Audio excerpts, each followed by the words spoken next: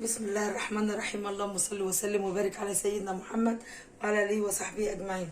هعمل بقى حبه عصير النهارده تحفه جدا. انا جربته، هي كانت معايا كده.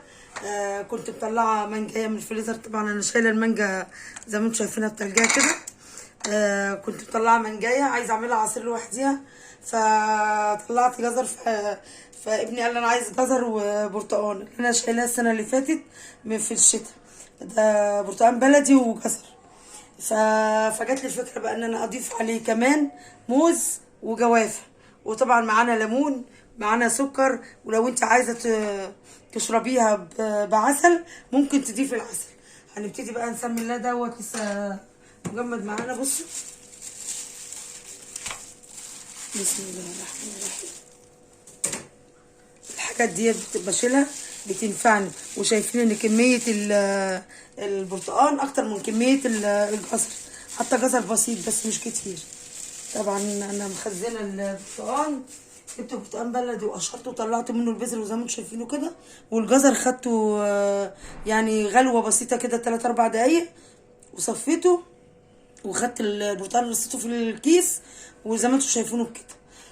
هنحط بقى الاول البرتقال نضربه في الخلاط ونضيف عليه السكر، وبعدين هنقشر بقى المانجا وهنشوف هعمل مع بعض ازاي. حطيت البرتقال بالجزر اهون، وهحط يعني كوبايه ميه، وهضيف بقى 3 معالق سكر او على حسب التحليه اللي انت عايزاه، بيبقى جميل جدا. وانا بقى هنكه الموز والجوافه بفانيليا.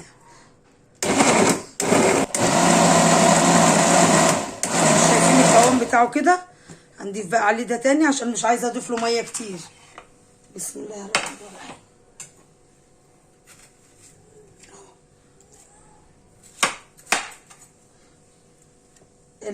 الجوافه اكتشفت ان المانجا مع البرتقال والجزر طعمها تحفه جدا.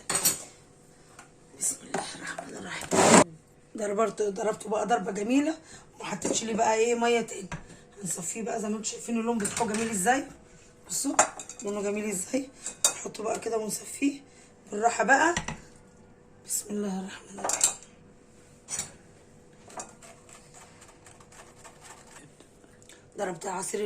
صفيت عصير البرتقال زي ما انتم شايفينه كده، هو القوام بتاعه تقيل كده عشان هو كان لسه بتلجه.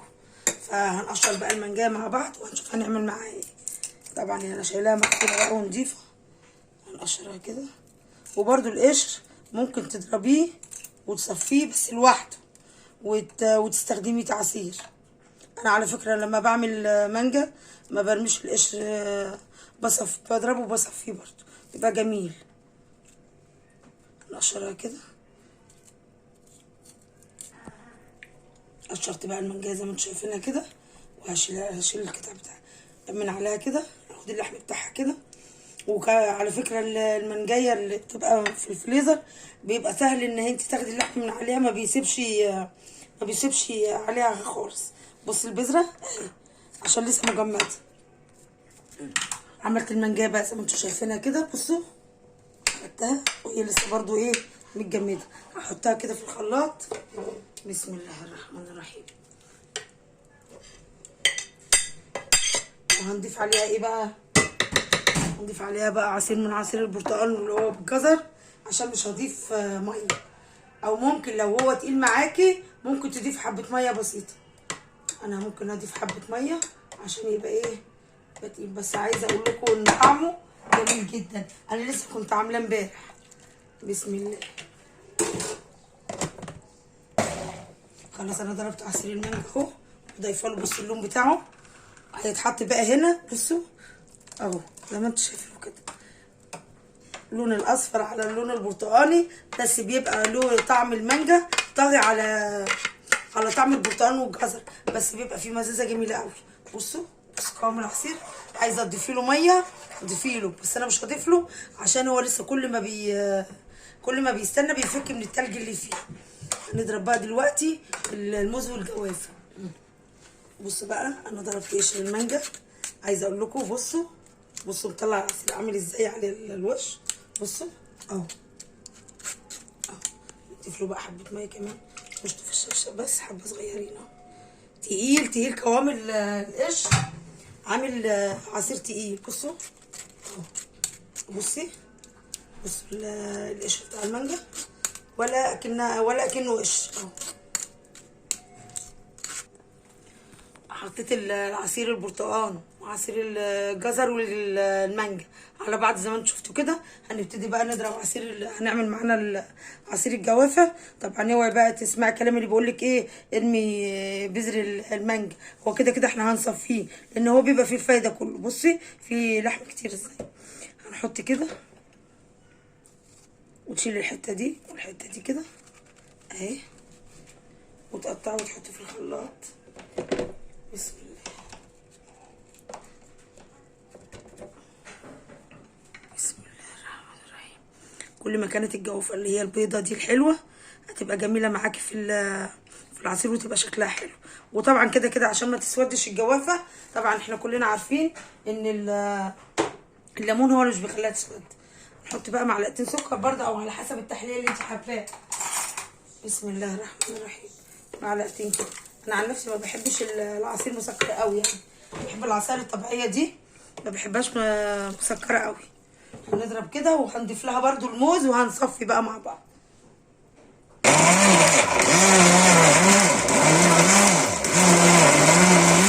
حطيت عملت الجوافه زي ما انتم شايفينها كده. هنعصر بقى عليها عصره ليمون. بسم الله الرحمن الرحيم. ليمونه بس كده واحده عشان ايه ما تسمرش معاكي.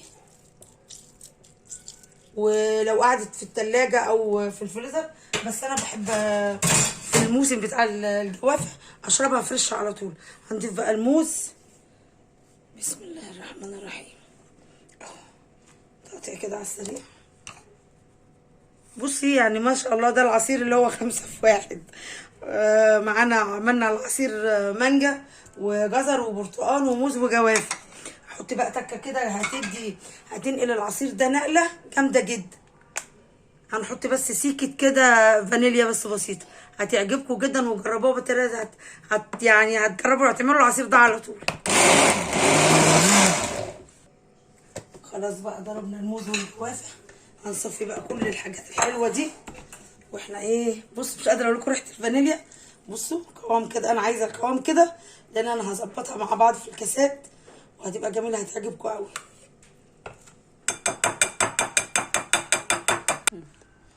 خلاص كده زي ما انتم شايفين انا صفيت الجوافه والموز، وسنه الفانيليا بقى مدياله طعم وتيست عالي. وطبعا احنا قلنا معانا الجزر ومعانا البرتقال ومعانا المانجا على بعض كده ضربناهم. هنبتدي بقى هنبتدي بقى نصب مع بعضينا اهو. بصوا بقى معايا صوص اللي هو التوت الازرق. بصوا بقى هيدي شكل جميل جدا. بسم الله الرحمن الرحيم. بصوا القوام، بصوا جماله بقى، هيدي بقى شكل حلو للعصير. هنحط بقى الاول ايه، نسمي الله كده. بسم الله الرحمن الرحيم. بصوا بقى كده شياكه. بسم الله الرحمن الرحيم.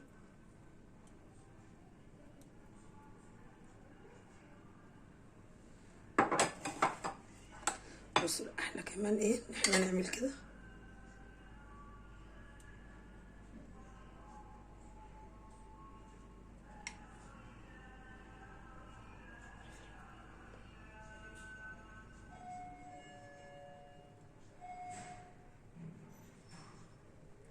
نحط بقى عصير مانجا.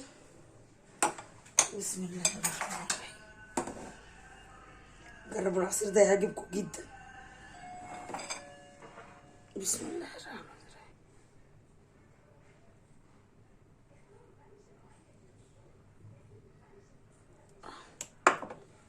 بصوا الشكل بقى بتاعها، بصوا شكل الكوبايه جميل ازاي. بصوا شكلها جميل ازاي، باينه الجوافه اهي وباين الجوافه اللي فوق، الجوافه في النص اهي مع الموز والمانجا والجزر والبرتقال زي ما انتم شايفين الشكل جميل ازاي. يلا دي تاتش من عندنا كده.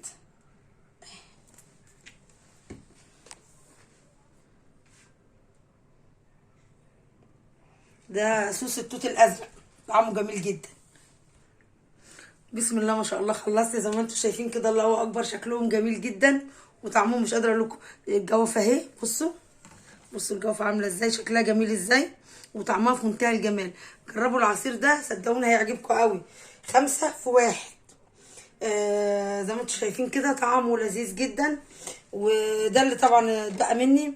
الحبه بقى اللي اتبقوا اللي هو بالموز بالجوافه، طبعا ابني واقف بيصورني، طبعا شربهم بألف هنا وشفا. عصير لذيذ جدا وسهل وسريع ومغذي ليكوا ولأطفالنا وفي منتهى الجمال. كفايه بس بصوا الشكل جميل ازاي، حلوة قوي قوي قوي. جربوه بالطريقه دي هيعجبكم. بألف هنا وشفا. عملنا عصير سهل وسريع وجميل جدا. وما تنسوش تتابعوني على صفحتي على الفيسبوك، وتشوفوها على قناتي على اليوتيوب. وبألف هنا وشفا يا حبايب قلبي.